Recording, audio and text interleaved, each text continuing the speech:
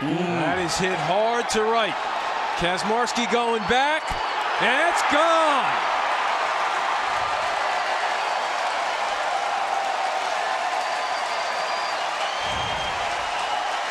Ooh.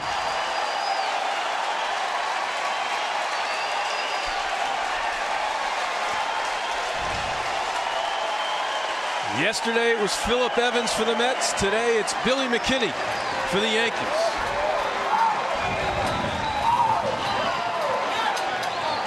Oh boy, and that makes it a tough day for Rafael Montero.